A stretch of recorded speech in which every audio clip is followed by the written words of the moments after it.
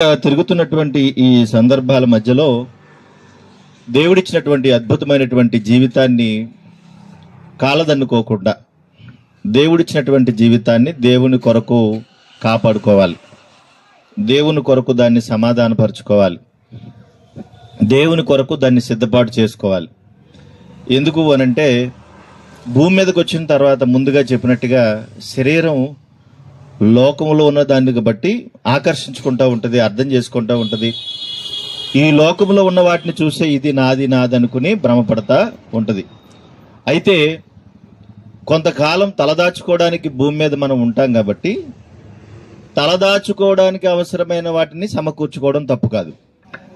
ఇప్పుడు ఇది లేకపోతే మనం ఇక్కడ కూర్చోవడానికి కూడా ఉండదు. అంటే మనకు అవసరమైన వాటిని సమకూర్చుకోవడంలో తప్పు లేదు. కానీ ఇదే జీవితం అనుకుని ఎక్కడే ఉంటామనుకుంటే మాత్రము అది భ్రమ. ఇక్కడ ఉండడానికి అవకాశం ఎవరికి లేదు. కనుక ఇలాంటి పరిస్థితుల మధ్య ఈ భూ సంబంధమైన వాటి మీద ఎక్కువ దృష్టి పెట్టకుండా అవసరమైన వాటిని కాపాడుకుంటూ దేవుడిచ్చినటువంటి జీవితాన్ని దేవుని కొరకు కాపాడుకోవాలి. లేఖన భాగాల్లో మనం చదువుకున్నట్టుగా దేవుడు ఈ లోకాన్ని ప్రేమించాడు అని రాయబడింది. దేవుడు ఏం చేశాడంటే నేను ఈ లోకాన్ని ప్రేమిస్తున్నాను అన్నాడు. ఎందుకు ప్రేమిస్తున్నావంటే ఈ భూ సంబంధమైనటువంటి విషయాల మీద కాకుండా ఈ భూ ప్రపంచం మీద ఉన్నటువంటి ఆయన పిల్లలు కోటాను కోట్లుగా ఉన్నారు గనక వారి మీద దృష్టి పెట్టి వారిని బట్టి నేను ఈ లోకాన్ని ప్రేమిస్తున్నానని అన్నాడు. భూమి మీద ఉన్నటువంటి తన పిల్లలు కోటాను కోట్ల మంది ఉంటే ఆ పిల్లల్ని చూడాలని, ఆ పిల్లల మీద మనసుండి ఆ పిల్లల్ని నేను కన్నాను కదా, వీళ్ళందరూ నా పిల్లలే కదా అని ఆయన దృష్టి అంతా కూడా ఎక్కడ పెట్టాడంటే అమ్మాయి పుట్టింటి మీద పెట్టినట్టుగా ఆయన దృష్టి ఎక్కడ పెట్టాడంట ఈ భూమి మీద పెట్టాడంటే మనం ఇక్కడ ఉన్నాం గనక ఆ దృష్టి పెట్టాడు. దేవుని ఉద్దేశాలలో ఈ చిన్న చిన్న విషయాలు దృష్టిలో పెట్టుకుని దేవుని విషయాల్లోకి వెళ్ళండి. మీరు ఎంత అద్భుతంగా ఉంటుందో. కనుక దేవుడు తన దృష్టిని, తన దివ్య దృష్టిని మన మీద పెట్టి ఈ భూమి మీద ఉన్నటువంటి పిల్లలందరినీ చూస్తూ ఉంటే అందరూ రకరకాలుగా కనబడుతున్నారు ఆయనకి. ఒకే తండ్రికి వెళ్ళినటువంటి బిడ్డలు ఒకేలా లేరు. ఒకే తండ్రి ద్వారా వచ్చినటువంటి పిల్లలు ఒకే మనస్తత్వం కలిగి లేరు, ఒకే ఆలోచన కలిగి లేరు, ఒకే ఉద్దేశాలు కలిగి లేరు. ఒకే మనస్సు లేకుండా కొట్లాడుకుంటూ, దెబ్బలాడుకుంటూ, పోట్లాడుకుంటూ రకరకాలుగా జీవిస్తూ ఉన్నారు. అలా జీవిస్తున్నటువంటి మనుషులను దేవుడు ప్రేమించి, లేదు నాన్న మీరు అట్లా కాదు, మీరు బ్రతకాల్సింది అది కాదు, మీరు బ్రతకాల్సినటువంటి విధి విధానాలు వేరుగా ఉన్నాయి, ఇదిగో మీరు ఇలా బ్రతికితే బాగుంటారు అని దేవుడు తన యొక్క మాటలన్నిటినీ కూడా, తన మనసంతటిని కూడా కలిపి సుమారుగా ఒక 40 మంది ప్రవక్తల ద్వారా ఇదిగో ఈ పరిశుద్ధ గ్రంథాన్ని రాయించాడు. ఇందులో ఏముందో తెలుసా?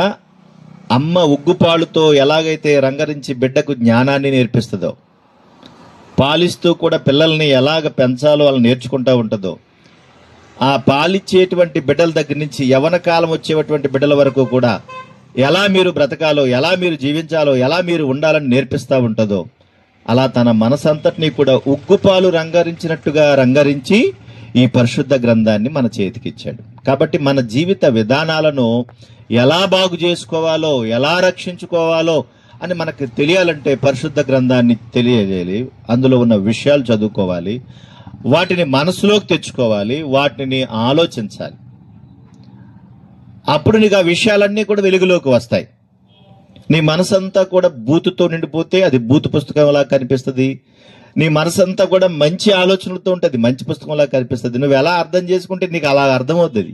అవుతుందంటే నిజంగా కూడా చాలా మంచిదైనా కూడా ఆల్రెడీ అక్కడ చెడుగా ప్రచారం చేసేశారు కాబట్టి వాళ్ళ దృష్టిలో ఏముంది? చెడుది అనుకున్నారు. కానీ మంచిది. నీ దృష్టి, నీ ఆలోచన విధానం మంచిది కాదు.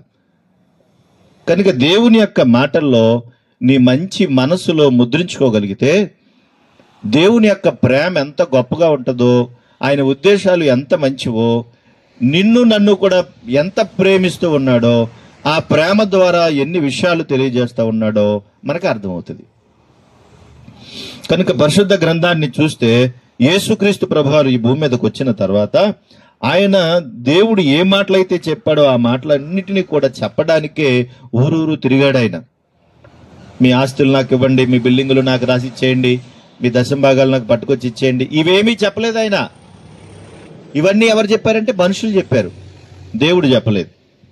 కనుక ఈ మాటలు చెప్పడానికే దేవుని యొక్క ప్రేమ ఎంత గొప్పదో, దేవుని ఆలోచనలు ఎంత గొప్పవో, దేవుడు నీ కొరకు నా కొరకు ఏం చేశాడోనని, పరిశుద్ధుడైన దేవుడు, పవిత్రుడైన దేవుడు, ఏ పాపము లేనిటువంటి దేవుడు, ఎటువంటి కల్మషం లేనటువంటి దేవుడు ఈ పరిశుద్ధ గ్రంథం ద్వారా మనకు అనేక విషయాలు చెబుతూ, యేసుక్రీస్తు ప్రభువారు కూడా భూమి మీదకి వచ్చిన తర్వాత ఊరు ఊరు గ్రామం గ్రామం తిరిగి ఆయన చెప్పింది ఏంటంటే, ఇదిగో పరలోక రాజ్యం సమీపించినది, మీరు మారు మనసు పొందండి అని సువార్త ప్రకటించాడు.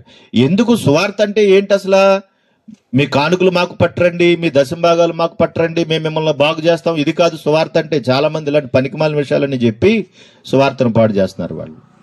దేవుడు అది చెప్పలేదు, అది నేర్పించలేదు. ఆయన గ్రామానికి తిరిగి చెప్పాడు. ఆయన ఏం చెప్పాడు ఆయన అంటే, మార్కు సువార్త చూడండి ఒకసారి. మార్కు సువార్త యేసుక్రీస్తు ప్రభువారు చెప్పిన మాటలు చూడండి, ఎక్కడైనా ఎలా ఉన్నాయో అద్భుతంగా ఉంటాయి ఆయన మాటలు. మార్కు సువార్త 1వ అధ్యాయం 14 వచ్చిన భాగం. పరిశుద్ధ గ్రంథంలో దేవుడు ఇలా రాయించాడు. యేసు కాలము సంపూర్ణమై ఉన్నది, దేవుని రాజ్యము సమీపించి ఉన్నది, మారు మనసు పొంది సువార్తను నమ్ముడని చెప్పుచు దేవుని సువార్త ప్రకటించు. చాలమ్మ. ఆయన ఏం చేస్తాడట? మీరు దేవుని రాజ్యం సమీపించున్నది, మీరేం చేయాలి? ఇప్పుడు మారు మనసు పొందండి. దేవుని యొక్క రాజ్యం, ఆయన యొక్క రాజ్యం వేరు, ఆయన ఉద్దేశాలు వేరు, ఆయన సంకల్పం వేరు. కనుక ఆయన ఉద్దేశాలకు, ఆయన ఆలోచనలకు, ఆయన తలంపులకు మనకు అసలు సంబంధమే ఉండదు. పరిశుద్ధ గ్రంథంలో రాయించడం మనం చదువుకుంటాం కదా. యెషయా గ్రంథము 55వ అధ్యాయము 8వ వచ్చిన భాగంలో కూడా ఈ మాట ఇలా రాయించాడు దేవుడు. అది కూడా చూడండి ఒకసారి. దేవుడు అంటున్నాడు, నా తలంపులు మీ తలంపులు వంటివి కావు, మీ త్రోవలు నా త్రోవల వంటివి కావు. ఇదే యెహోవా. నా తలంపులు వేరు, మీ తలంపులు వేరు, నా ఉద్దేశాలు వేరు, మీ ఉద్దేశాలు వేరు. కాబట్టి మీరేమో భూ సంబంధమైన వాటి మీద, లోక సంబంధమైన వాటి మీద ఆలోచిస్తారు, నా తలంపులేమో మీ మీద దృష్టి పెట్టాను, మీ గురించి ఆలోచిస్తున్నాను. కనుకనే యేసుక్రీస్తు ప్రభువారు దేవుని రాజ్యం సమీపించున్నది, మీరు ఏం చేయాలి ఇప్పుడు అంటే, మీరు మారు మనసు పొందాలి, మీరు రండి అన్నాడు.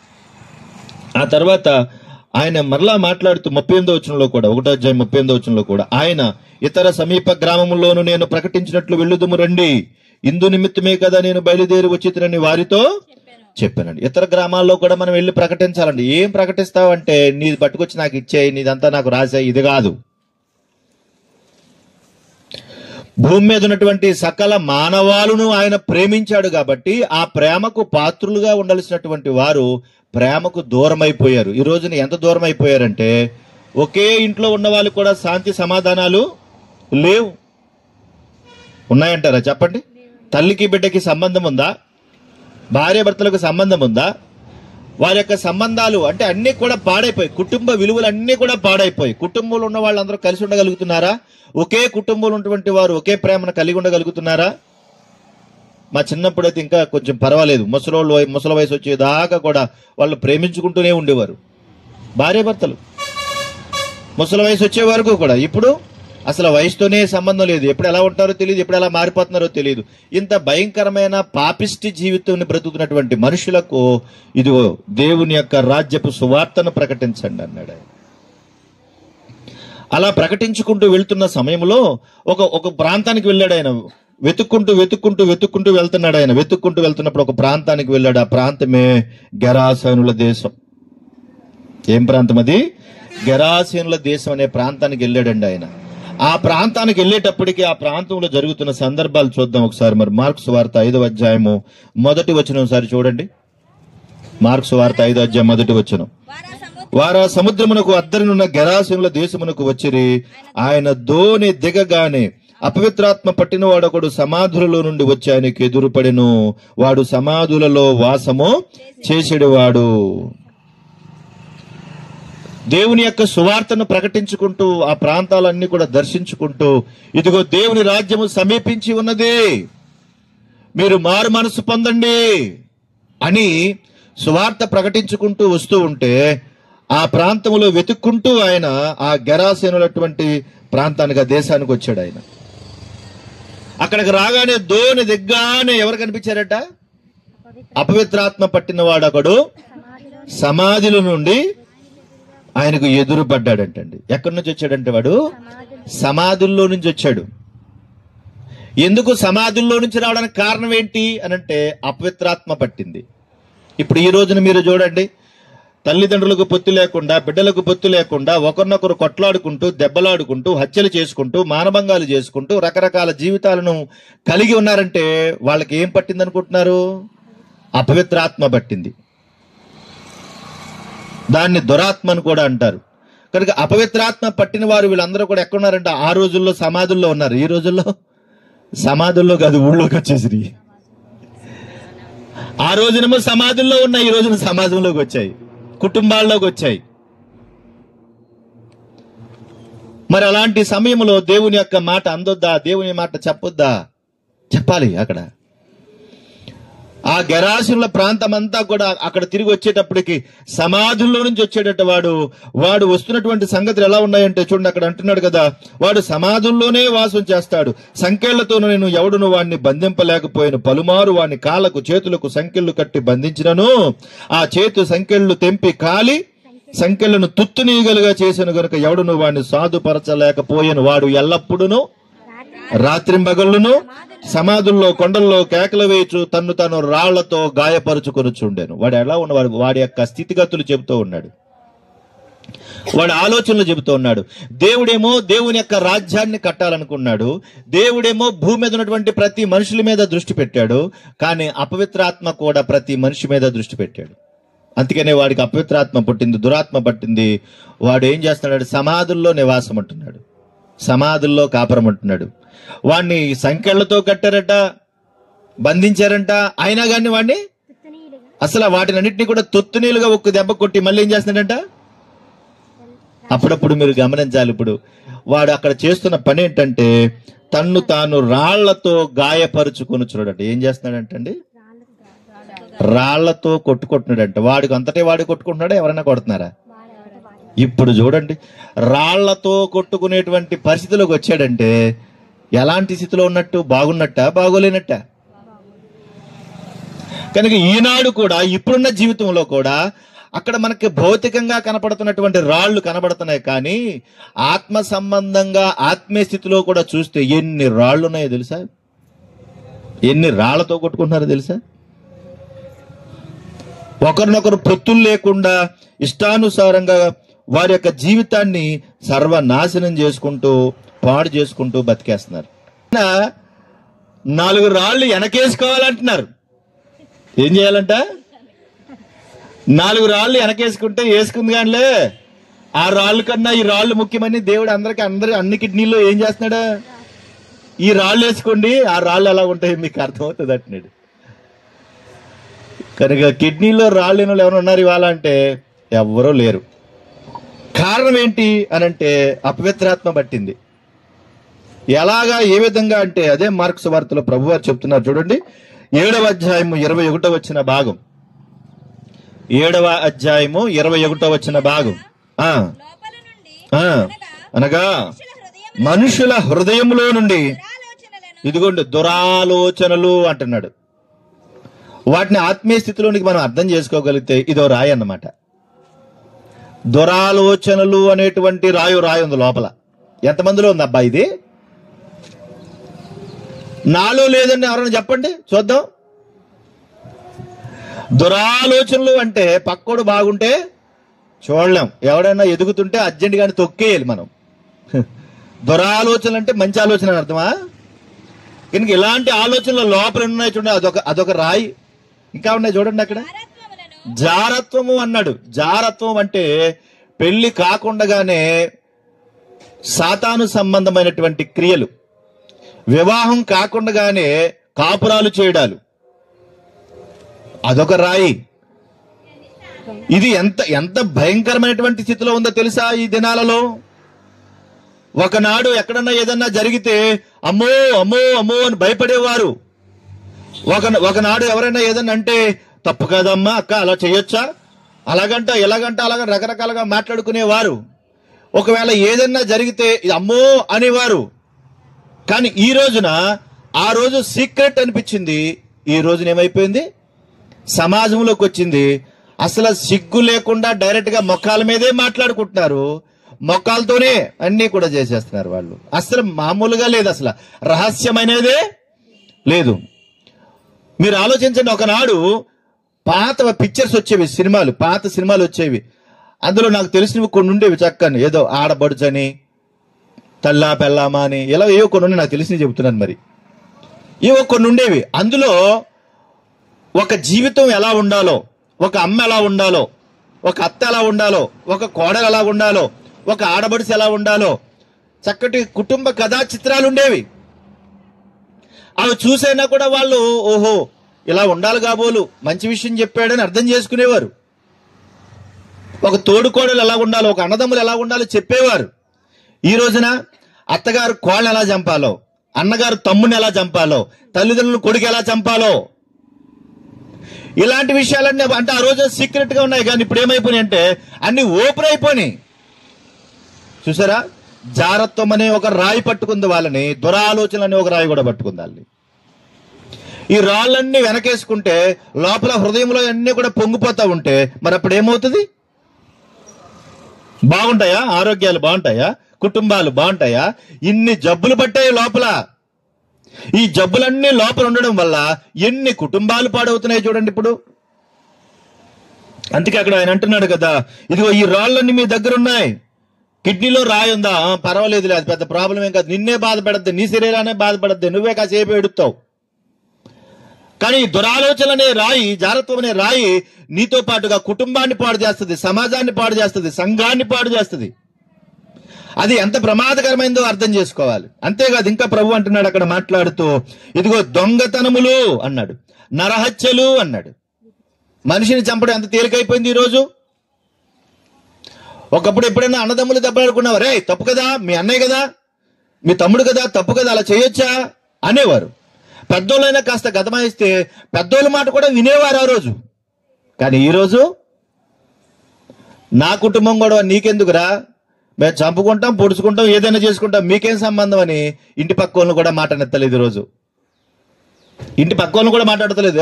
నీకేం సంబంధం, మేము కొట్టుకుంటాం, చంపుకుంటాం, నరుక్కుంటాం, నీకు అనవసరం అంటున్నారు. నడి రోడ్డు మీదే నరుక్కుని చేస్తున్నారు. అంటే నరహత్యలు అంటే మనుషుల్ని చంపడం అంత తేలికైపోయింది. వీడికి భయంకరమైన నరహత్య అనేటువంటి రాయి లోపల ఉంది. అందుకని గుండెలు బాదుకుంటున్నాడు, రాళ్లతో కొట్టుకుంటున్నాడు. ఈ రాళ్ళన్నీ వాళ్ళ లోపలుండి హింసిస్తున్నాయి. కారణం ఏంటంటే అపవిత్రాత్మ లోపలుంది అన్నాడు. కనుక ఇలాంటివన్నీ వాళ్ళ లోపల ఉన్నాయి. ఇదిగో వ్యభిచారం ఉంది అంటున్నాడు. వ్యభిచారం అంటే ఏంటో తెలుసా? వ్యభిచారము అంటే భార్య ఉండగానే మరొక స్త్రీతో అక్రమ సంబంధం పెట్టుకోవడం, భర్త ఉండగానే మరొక పురుషునితో అక్రమ సంబంధం పెట్టుకోవడం, దాన్ని వ్యభిచారం అంటారు. కానీ ఈ రోజున ఎవరికి ఎంతమంది భార్యలు ఉన్నారో తెలియదు, ఎవరికి ఎంతమంది భర్తలు ఉన్నారో కూడా తెలియదు. ఈయన మా ఆయనని చెప్పుకోవడానికి లేదు. మరి ఇదంతా కూడా ప్రమాదం కదా. దేవుని రాజ్యం కట్టడానికి, దేవుని యొక్క ఉన్నతమైన స్థాయిని సంపాదించుకోవడానికి పరలోకంలో నుండి దేవుడు భూలోకంలోనికి చూస్తూ ఉంటే ఇదిగో ఈ రాళ్ళన్నీ కొట్టుకునే ఉన్నారంట మనుషులు. వీళ్ళతో బతుకుతున్నారట, వీడితో బ్రతుకుతున్నారట ఆయన చూస్తూ ఉంటుంటే. అప్పుడు మరి కన్న తండ్రికి ఎంత వేదనగా ఉంటుంది, బాధగా ఉండదా, కష్టంగా ఉండదా ఆయనకి? పైనుంచి అలా చూస్తూ ఉంటే ఆయన కంటికి కనబడని స్పష్టము ఏదియో లేదన్నాడు కదా దేవుడు. ప్రతిదీ కూడా చక్కగా కనబడుతుంది ఆయనకి, మనకంటే కనబడదు, మన మనుషులం కాబట్టి. మరి మనిషికి ఎంత టెక్నాలజీ ఉంది కదా, మరి దేవుడు ఎక్కడున్నాడు? డ్రోన్ మీద ఉన్నాడా, డ్రోన్ పైన ఉన్నాడా? ఎక్కడున్నాడండి ఆయన? ఆకాశ మహా ఆకాశాల పైన పట్టణ జాలంత విస్తారంగా పరలోకంలో ఉంటే ఆయనకి ఎలా కనబడాలి? ఈ డ్రోన్కి ఎలా కనబడితే ఆయనకి ఎలా కనబడాలి? కనుక అంత ఎత్తునుండి ఆయన కనబడని స్పష్టమంటూ ఏది లేకుండా స్పష్టంగా ఆయన చూస్తూ ఉన్నాడు. పిల్లలందరినీ చూసి వీళ్ళు రాళ్లతో కొట్టుకుంటుంటే ఆయన గుండెలు బాదుకుంటున్నాడు. అక్కడ నా బిడ్డలు ఇలాగైపోయారా, నా పిల్లలాగైపోయారా, అయ్యో అని బాధపడుతున్నాడు ఆయన. కనుక ఎంత భయానకమైనటువంటి పరిస్థితి వీళ్ళు కలిగి ఉన్నారు. అక్కడ వ్యభిచారాల్లో ఉన్నారు, వీళ్ళు లోభంలో ఉన్నారు, చెడుతనములో ఉన్నారు, కృత్రిములో ఉన్నారు, కామ వికారముతో ఉన్నారు, ఇంకా మత్సరంతో ఉన్నారు, దేవదూషణతో ఉన్నారు, అహంకారంతో ఉన్నారు అంటాడు. ఎలాగంట? దేవదూషణతో ఉన్నారంట. అంటే దేవుణ్ణి దూషించడం, దేవుణ్ణి అవమానపరచడం, దేవుని గురించి చెడుగా మాట్లాడడం, దేవుని గురించి తప్పుడు మాటలు మాట్లాడడం. చూసారా, ఇదంతా ఎలా అయిపోయిందంటే కులమతాల గొడవలు తెచ్చుకుని మా కులం గొప్ప అంటే మా కులం గొప్ప, మా మతం గొప్ప అంటే మా మతం గొప్ప అంటున్నారంటే ఇది కూడా ఎక్కడికి వెళ్ళిపోయింది అని అంటే ఇదో పెద్ద రాయి. అందుకనే రాజకీయ నాయకులు కూడా చాలా తెలివిగా వాళ్ళకి కావాల్సినప్పుడు మతాన్ని రెచ్చగొడతారు, లేదంటే కులాన్ని రెచ్చగొడతారు. ఇక్కడ ఏ మతం ఎక్కువ ఉందని చూస్తారు, ఆ మతాన్ని రెచ్చగొడతారు. ఇక్కడ ఏ కులం ఎక్కువ ఉందో చూసి ఆ కులాన్ని రెచ్చగొడతారు. ఈ అమాయక ప్రజలందరూ ఏం చేస్తారంటే కొట్టుకుని చేస్తారు. కానీ వెనకున్నది ఏంట్రా అంటే అపవిత్రాత్మ. దాన్ని వెనకున్నది అపవిత్రాత్మ. మనుషులను ఎలాగా మాయ చేయాలో అంటున్నాడు. ఈ రాళ్ళన్నీ కూడా కనబడతా ఉన్నాయి. అందుకే బేభత్సంగా వాళ్ళు కొట్టుకుని చచ్చిపోతున్నారు. ఆ గెరాసేనుల దేశంలో వాడేమో సమాధుల్లో ఉండి రాళ్లతో కొట్టుకుంటుంటే మనుషులందరేమో ఈ రాళ్లతో కొట్టుకుంటున్నారు. ఇప్పుడు మీరు అర్థం చేసుకోండి సమాజం ఎలా ఉందో పరిస్థితులు.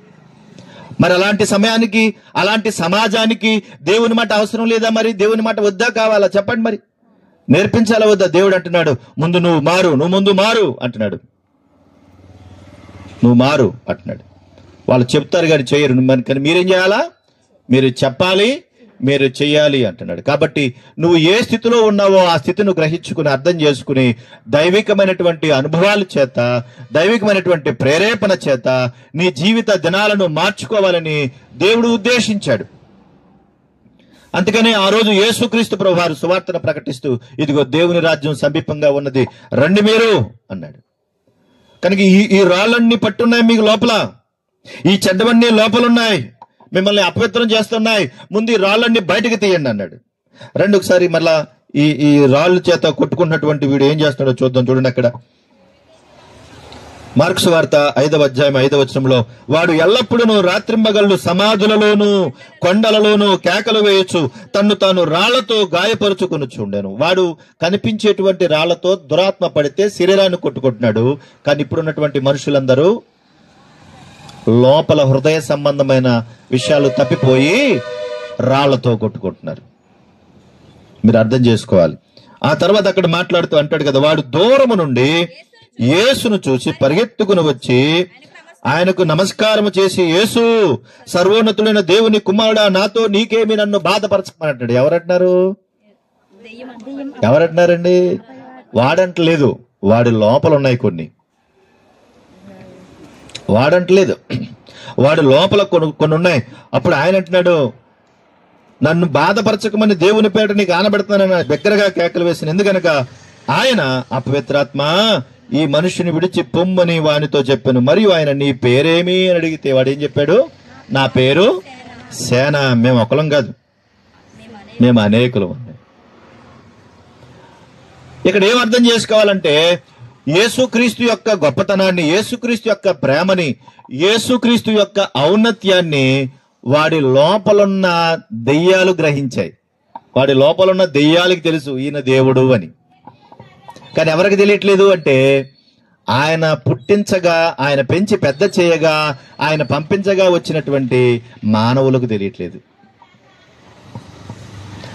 ఆ దురాత్మకు అర్థమైపోయింది, అందులో ఉన్నటువంటి సేన అనే దెయ్యాలకు అర్థమైంది.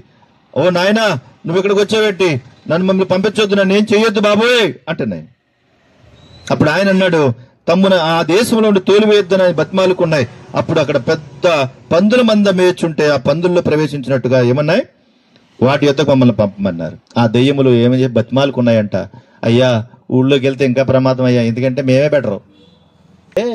ఆ పందుల గుంపులోనికి బయటికి పంపించమంటే, పందుల గుంపులోకి పంపించమంటే అవి అందులోనికి దేవుడు అనుమతి ఇచ్చాడు. అవన్నీ ఎక్కడికి వెళ్ళిపోయాయి అంటే ఆ పందుల గుంపులోకి వెళ్ళిపోయినాయి. చూడండి, నిజంగా పందులు ఏమైనా చూడండి.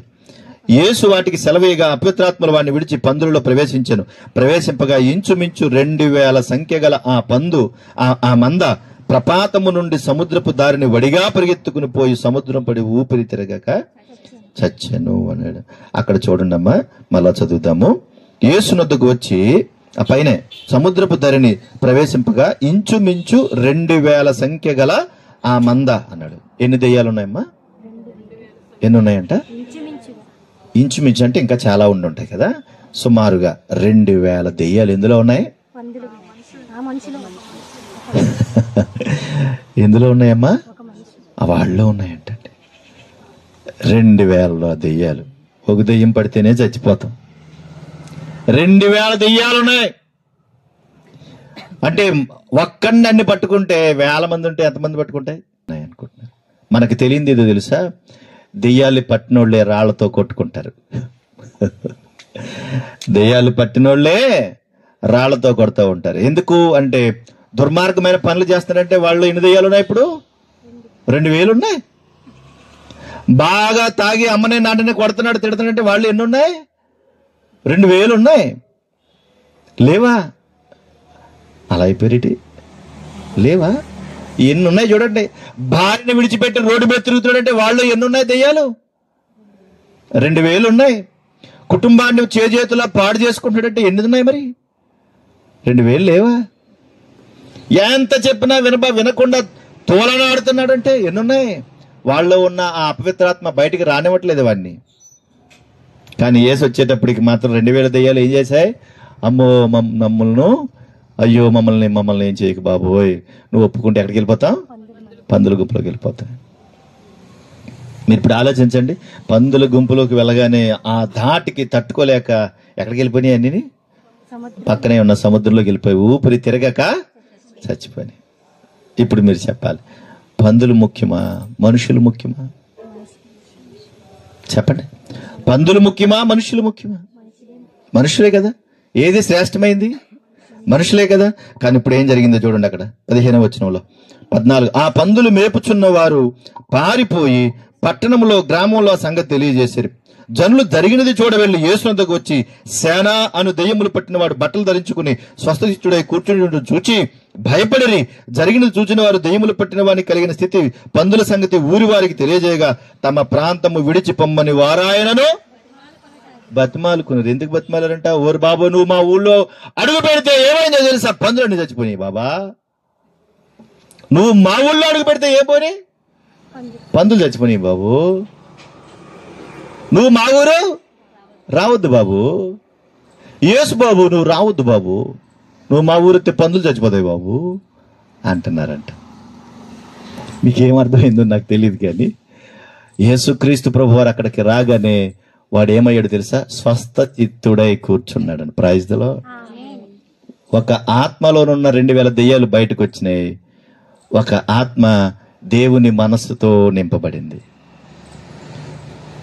కానీ ఊర్లో ఉన్న వాళ్ళందరూ అంటున్నారంట, నువ్వు మా ఊరు రావద్దు. మా ఊరితో ఏమైపోతుంది తెలుసా? అసలు యేసయ్య ఊరొస్తే ఏమవుతుంది? అక్కడున్న పందులు చేస్తాయి, దెయ్యాలు పోతాయి, మనుషులందరూ వెలిగింపబడతారు, జీవితాలు వెలిగింపబడతాయి, జీవితాలు కట్టబడతాయి, చెడిపోయిన కుటుంబాలు బాగుపడతాయి, తాగుబోతులు మారుతారు, తిరుగుబోతులు మారుతారు, తిట్టుబోతులు మారుతారు, దౌర్జన్యకారులు మారుతారు, వాళ్ళు ఉన్నటువంటి ఆ దుర్మార్గ క్రియలన్నీ విడిచిపెట్టి బాగుపడతారు. ఎంతమంది ఉన్నారో బాగుపడినోళ్ళు. చెడిపోయిన గురించి మనం ఏం చేయలేం. వాళ్ళ లోపల వాక్యం పనిచేయట్లేదు, వాళ్ళ లోపల దెయ్యాలు పోవడానికి వాడికి ఇష్టం లేదు, అందుకే లోపల దెయ్యాలు ఎట్టుకుని తిరుగుతున్నాడు, కాబట్టి వాడు మారడు. కానీ ఎంతమంది మారిన వాళ్ళు ఉన్నారో తెలుసా? ఎంతమంది మారినారో? దుర్మార్గులైనటువంటి వారు ఎంతమంది మారి ఉన్నారు, ఎంతమంది వ్యభిచారులు మారారో, ఎన్ని కుటుంబాలు కట్టబడ్డాయో. ఇప్పుడు మీరు అర్థం చేసుకోవాలి. వాడు రాళ్లతో కొట్టుకుంటుంటే మనుషులు ఇదిగో ఈ చెప్పినట్లు లిస్ట్ అంతా ఉంది కదా, ఆ రాళ్లతో కొట్టుకుంటున్నారు. యేసుక్రీస్తు ప్రభువారు ఊళ్ళోనికి వస్తే పందులన్నీ చచ్చిపోయినాయని యేసయ్యను వద్దనుకున్నారు. ఇప్పుడు మీరు కూడా ఆలోచించండి, యేసయ్య లేకపోతే ఈ భూమి మీద ఏమీ లేదు. ఎందుకో తెలుసా? ఆయన ప్రేమ కలిగిన వాడు. పరమందున్నటువంటి దేవుడు ఈ భూమి మీద ఉన్నటువంటి ప్రతి వారిని ప్రేమించి తన ప్రేమ చేత వెలిగించడానికి భూమి మీదకి వచ్చాడు. అంతే అంతే. మతం మాత్రానికి ఏమి రాలేదు ఆయన. అసలు మతం అనేదే లేదు అసలు. ఇది మనం అనుకున్నది, మనం పెట్టుకున్నది. కనుక అక్కడ ఆలోచింపచేస్తే గనక 15వ వచనంలో స్వస్థ చిత్తుడై కూర్చుండియుండుట చూచి అన్నాడు. వాడేమయ్యాడంట? స్వస్థ చిత్తుడయ్యాడు, చక్కగా కూర్చున్నాడు, దేవుని యొక్క మాటలు విన్నాడు. ఆయన అక్కడ అంటున్నాడు చూడండి, తమ ప్రాంతములు విడిచిపోమ్మని వారు ఆయన బతిమాలుకుని 18వ వచనంలో ఆయన దోణి ఎక్కినప్పుడు దయ్యములు పట్టినవాడు ఆయన యొద్ద తన్నుండనిమ్మని ఆయన బతిమాలుకును గాని ఆయన వానికి సెలవీయక నీవు నీ ఇంటి వారి వద్దకు వెళ్ళి ప్రభువు నీ యందు కనికరబడి నీవు చేసిన కార్యములంటూ వారికి తెలియజెప్పమని చెప్పాను. నువ్వు నాకు కూడా వద్దులే నాయన, నువ్వు ఇంటికి వెళ్ళు. ఊళ్ళో వాళ్ళందరికీ భయం వేసిందంటే వాడిని చూడగానే. ఎందుకు? బాగుపడ్డాడని, చక్కగా అందంగా కూర్చున్నాడని. తాగుబోతుడు వస్తే భయం లేదు, తిరిగిపోతుడు వస్తే భయం లేదు, దుర్మార్గుడు వస్తే భయం లేదు, భార్య బిడ్డలు కొట్టేవాడు వస్తే కనుక భయం లేదు. కానీ వాడు బాగుపడితే భయం వేసిందంట. బాగుపడితే భయపెట్టి విచిత్రం కదా. అంతే ఒక మనిషి నేను మారేండ్రా బాబోయ్ అంటే ఎవడ్రా మారమన్నా నిన్ను, ఎందుకురా మారు నువ్వు అని వాడి మీద కక్ష కట్టి వాడిని అవమానపరుస్తున్నారు. బాగుపడినని చూసి సంతోషించాలి, నా భర్త మారాడని సంతోషించాలి, నా కుటుంబం మారిందని సంతోషించాలి. ఎవరైనా బాగుపడాలి, అంతే కదా. ఎవరైనా మంచిగా ఉండాలి, మంచి ఆలోచనతో ఉండాలి, మంచి కుటుంబాలు కలిగి ఉండాలి. ఇప్పుడు మీరు ఆలోచించండి, నెమ్మదిగా మానవాళంతా కూడా ఈ రాళ్లతో కొట్టబడి చచ్చిపోతూ ఉంటే యేసుక్రీస్తు ప్రభువారు భూమి మీద బ్రతికించడానికి వచ్చాడు. Praise the Lord. కనుక ఆయన నమ్మిన వారు ఎవరు చెడిపోరు. ఎవరు నమ్మి చెడిపోరు. ఆయన మతాలు మారిపోండి, కులాలు మారిపోండి అని ఏమని చెప్పలేదు. ఆయన ఎక్కడ చెప్పలేదు బైబిల్లో. కనుక ఈ మాటలు గ్రహించాలని కోరుతున్నాను. అందుకే దేవుడు ఈ భూమి మీదకి వచ్చిన తర్వాత, పరమందున్న దేవుడు యేసుక్రీస్తు ప్రభువారు ఈ భూమి మీదకి వచ్చిన తర్వాత ఎవరైతే ఆయన యందు విశ్వాసం ఉంచుతారో వారు ఏం చేస్తారంటే నశింపక నిత్య జీవం పొందుతారన్నాడు. ఏం చేస్తారట? నశింపక నిత్య జీవం పొందుతారన్నాడు. ఈ భూమి మీద ఉన్నటువంటి ఆలోచనలు వాళ్ళకు ఉండవు, భూ సంబంధమైన ఆలోచనలు వాళ్ళకు ఉండవు. బ్రతకడానికి కొన్ని కావాలి, తినడానికి కొన్ని కావాలి, అంతవరకు చాలు. అంతకు మించి భూమి మీద ఏమీ అవసరమో లేదు. ఎంత మేడ కట్టుకున్నా, ఎంత మిద్దు పట్టుకున్నా, కోట్లాస్తి సంపాదించుకున్నా ఒక్క గాలి తుఫానికి పోయినట్టుగా అన్ని ఒకేసారి ఏమైపోతాయి? ఒకే దెబ్బగా అన్ని పోతాయి. ఏం మిగలవు ఇక్కడ. ఎంత ప్రమాదం అవుతుందో చూడండి. దేవుడు ఇచ్చినటువంటి ఆశీర్వాదాలు ఎలా పోగొట్టుకుంటున్నామంటే, మనము దేవుడు మనకి ఎన్నో ఇవ్వాలనుకుంటున్నాడు. మనం ఏం చేస్తున్నామంటే ఈ రాళ్ళు ఉన్నాయి కదా, ఈ రాళ్ళన్నీ లోపలెట్టుకుని ఆశీర్వాదాలన్నీ పోగొట్టుకుంటున్నాం, దీవులన్నీ పోగొట్టుకుంటున్నాం. చూసారా, నాసిరకంగా అన్ని చేసేసాడంట. ఇప్పుడు వాడు అందులోకి వెళ్ళిన ఏమవుతుంది? అది ఎప్పుడు కూలిపోద్దో, ఎప్పుడు పడిపోద్దో తెలీదు. అదే వాడు మంచిగా కట్టుకుని ఉంటే ఇప్పుడు నవ్వలేక ఏడలేక యజమాని ముందు ఓహో అంటాడంట. ఎందుకు? అటు నవ్వలేడు, ఇటు ఏడలేడు. వాడు చేసిన పని.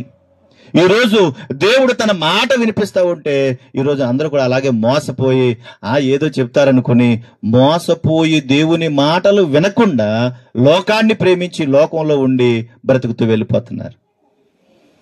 శరీరాన్ని చూసి పొంగిపోయేవారు కొంతమంది, ఉన్న ఆస్తులు చూసి పొంగిపోయారు కొంతమంది. ఇవన్నీ కాక ఈ రాళ్ళన్నీ వెనకేసుకుని, ఏ రాళ్ళు? దొంగతనం అనేది, వ్యభిచారం అనేది, దుర్మార్గం అనేది, నరహత్య అనేది, దోపిడీ అనేది, ఇవన్నీ వెనకాల వేసుకుని జీవితాలు పాడు చేసుకుంటున్నారు. ఇలాంటి స్థితిలో యేసుక్రీస్తు ప్రభువారు ఈ భూమి మీదకి వచ్చి ఆయన అన్నాడు కదా, నేను మిమ్మును ప్రేమిస్తూ ఉన్నాను గనక మీకు జీవపు వెలుగునివ్వడానికి నేను వచ్చాను, భూమి మీద మిమ్మల్ని వెలిగించడానికి నేను వచ్చాను, కాబట్టి మీరు మారాలి అన్నాడు. మీరు మారాలనేటువంటి మాటని జ్ఞాపకం చేసి ఆయన అన్నాడు కదా. చూడండి, యోహాను సువార్త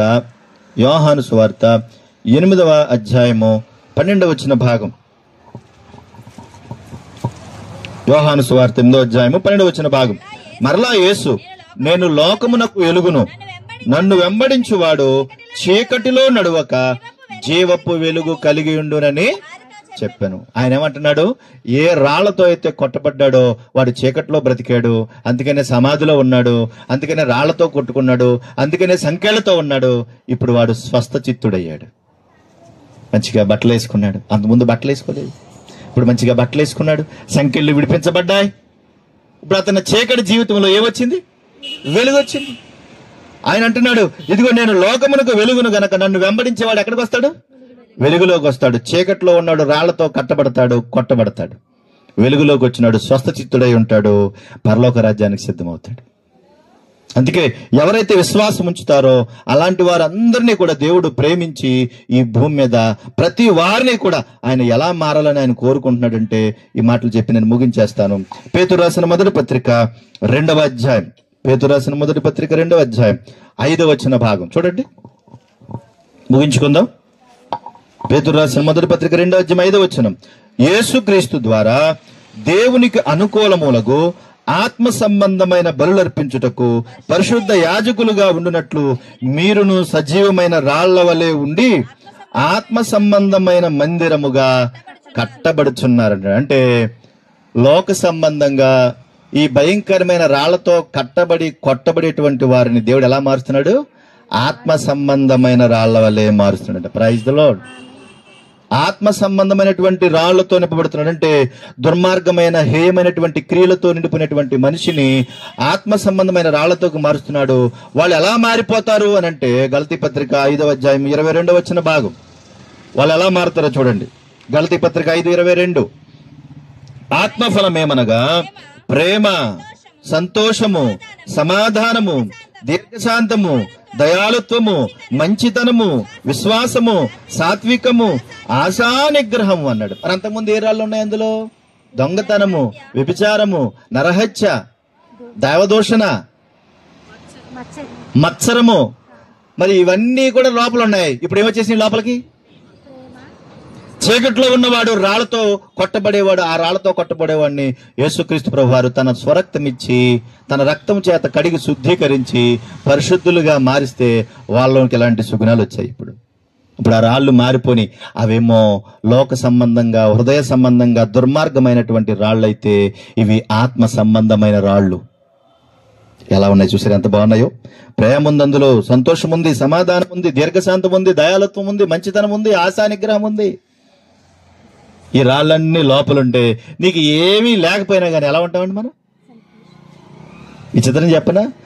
పెద్ద పెద్ద మేళల్లో ఉన్నాం, గొప్ప వాళ్ళు అనుకుంటారు కానీ మనశ్శాంతి ఉండదు పాపం. కంటి నిండా నిద్ర ఉండదు వాళ్ళకి. ఏ రోజు నువ్వు వచ్చి ఎవడు కొట్టేస్తాడో ఎవడు చంపేస్తాడో భయం పడిపోతా ఉంటారు. ఆత్మ సంబంధమైనటువంటి సజీవమైన రాళ్ళు అన్నాడు ప్రభు. సజీవమైన రాళ్ళు. ఈ రాళ్ళు వేసుకో వెనక. ఆ లోపల ఉన్న దుర్మార్గమైన రాళ్ళని తీసేసుకుని ఈ రాళ్ళు వేసుకో వెనక. ఈ రాళ్ళు నువ్వు వేసుకోవాలంటే నీకు ఎవరిస్తారనుకుంటారు? ఇవి నీ అంతటి నువ్వు తెచ్చుకోలేవు. మరి ఎవరివ్వాలి? ప్రభు ఇవ్వాలి. ప్రభు ఇవ్వగలడు. కనుక ప్రభువుకి నీ మనసు ఇచ్చి చూడు, నీ ఆలోచన ఇచ్చి చూడు, నీ తలంపులు ఇచ్చి చూడు, నీ హృదయాన్ని ఇచ్చి చూడు. నీ లోపల ఉన్న రాళ్ళన్నీ కడుగుతాడు. ఇదిగో ఈ ఆత్మ సంబంధమైన రాళ్ళన్నీ నీ హృదయంలో నింపుతాడు. కనుక నా ప్రియ దేవుని జనాంగమా, నా ప్రియ దేవుని యొక్క సహోదరులారా, తల్లులారా, తండ్రులారా, అక్కలారా, అన్నలారా, ప్రభు యొక్క ప్రేమను బట్టి ఈ శ్రేష్టమైనటువంటి ఆయన యొక్క ప్రేమను మీ హృదయంలో ముద్రించుకోవాలని కోరుతున్నాను. అందుకే మనం చదువుకున్నాం యోహాను సువార్త 3వ అధ్యాయం 16వ వచనంలో దేవుడు ఈ లోకమును ఎంతో ప్రేమించను. ఎందుకు ప్రేమించాడంటే ఆయన ఈ భూమి మీద ఉన్న సకల మానవాళి ఎవరనుకుంటున్నాం? అందరం ఆయన పిల్లలం గనక ఆయన కనుదృష్టి భూమి మీద ఉంది. ఈ చెడిపోయిన రాళ్లతో ఉన్నటువంటి వారిని ఆత్మ సంబంధమైన రాళ్లగా మార్చడానికి యేసుక్రీస్తు ప్రభువారు ఈ భూమి మీదకి వచ్చి తన ప్రాణాన్ని అర్పించి మనల్ని పరిశుద్ధులుగా చేసుకున్నాడు. ఆయన ఉన్న పరలోక రాజ్యానికి తీసుకుని వెళ్ళాలని. కనుక అందరం ఒక రోజున చనిపోతాం. ఇక్కడ ఎవరు ఉండం. కానీ చనిపోయే నాటికి నీ లోపల ఈ దుర్గుణాలతో నిండిన రాళ్లుంటే నీ జీవితం పాడవుతుంది. ఆత్మ సంబంధమైన సజీవమైన ఈ రాళ్లుంటే నీ ఆత్మ పరలోకానికి వెళ్తుంది, పరిశుద్ధంగా ఉంటుంది. అట్టి కృప ప్రభు అనుగ్రహింపజేయునుగాక. ఆమేన్. ప్రార్థన చేసుకుందాం, కళ్ళు మూసుకుందాం.